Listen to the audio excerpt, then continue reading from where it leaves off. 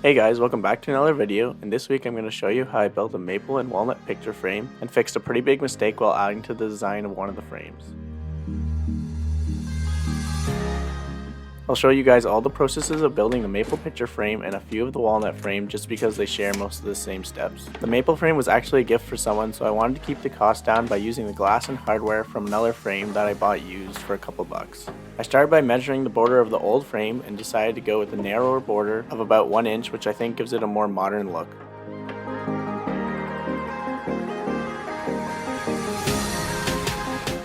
After making sure this beautiful piece of curly maple was straight and square enough, I cut two 1-inch strips out of it on the table saw.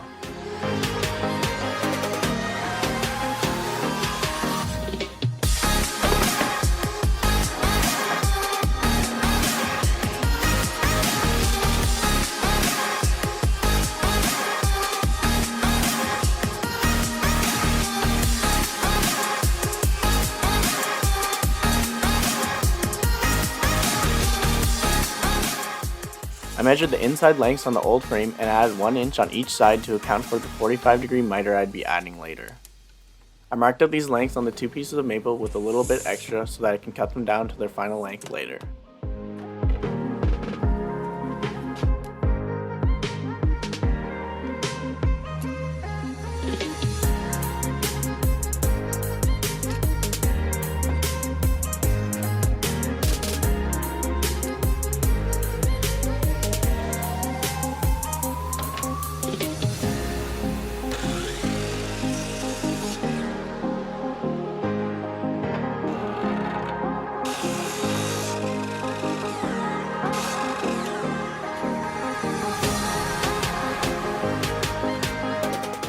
Once I had all four pieces of the frame cut out to rough length, I disassembled the old frame and measured the notch that the glass will sit on.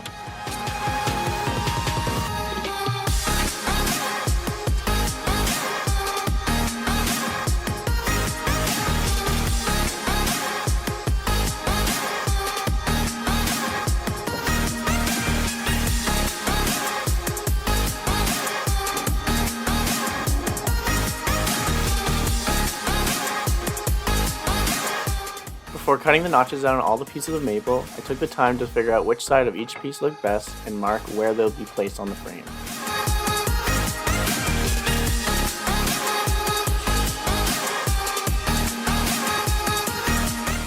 After making the first cut on all the pieces, I rotated them 90 degrees and used one of the pieces to get the height and width of the blade of the table saw so that I can notch out the other section.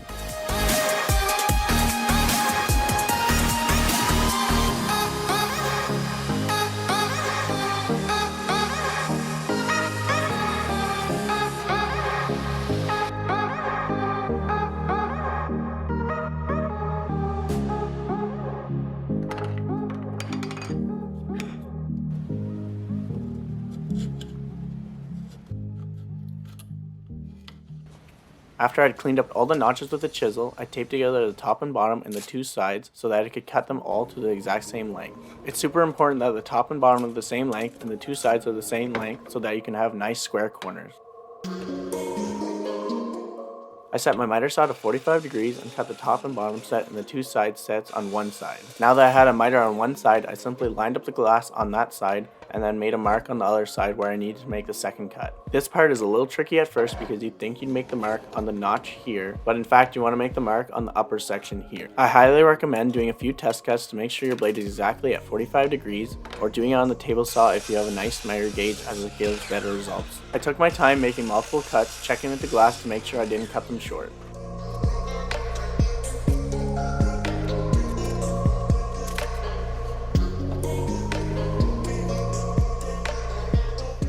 I added tape to all four of the corners where I'd be adding glue to prevent the glue squeeze out getting on the wood. This ended up being kind of useless, as you'll see later.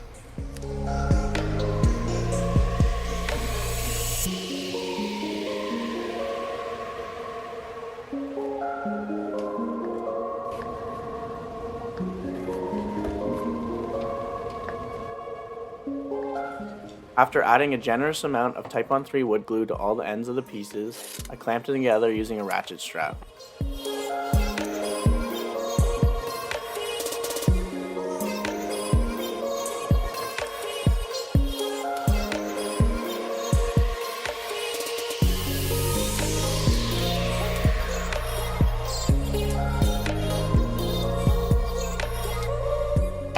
As you can see, after removing the ratchet strap, the mitered corners weren't as tight as I was hoping for. I think this is mainly due to how the ratchet strap is applying pressure to the joints, and I'll add a better option for clamping together a picture frame in the description below. Because it's just a picture frame, I wasn't too worried about how strong it was, so I decided to add some splines along the miters to try and hide these gaps. I first made a shallow cut along the miters on my table saw using a miter gauge.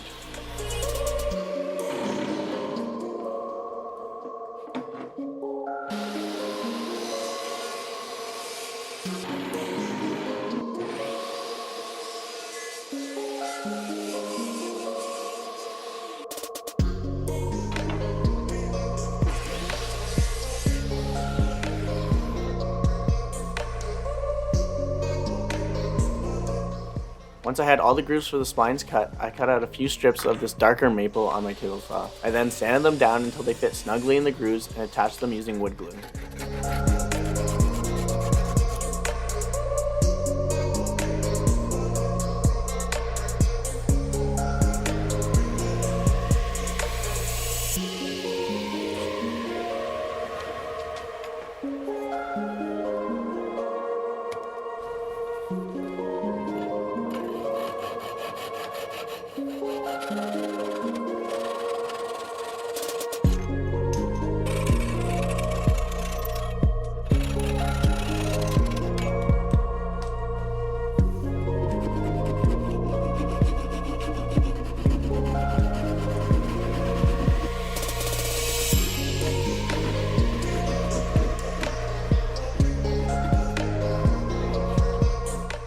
After flush cutting and sanding down the splines, I used a mixture of sawdust and wood glue to fill in any gaps I had left. I'm not sure if these are actually technically splines or just inlays, so let me know in the comments and don't tear me up too much.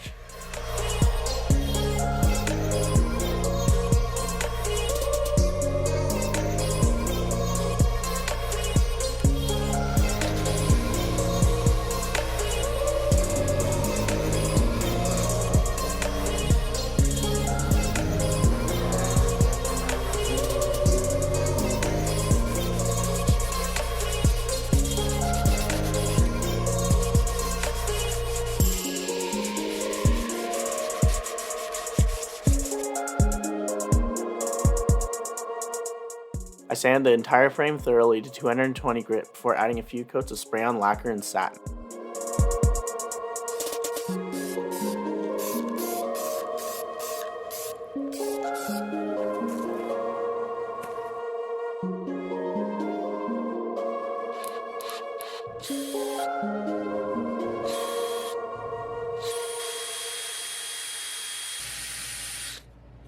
The final step of this process was to add all the hardware from the old frame, and before I get to the beauty shots of this project, I ended up having a client that wanted a frame built for a painting out of walnut. I'll quickly show a few shots of building it, but I basically followed the exact same procedure as the maple frame.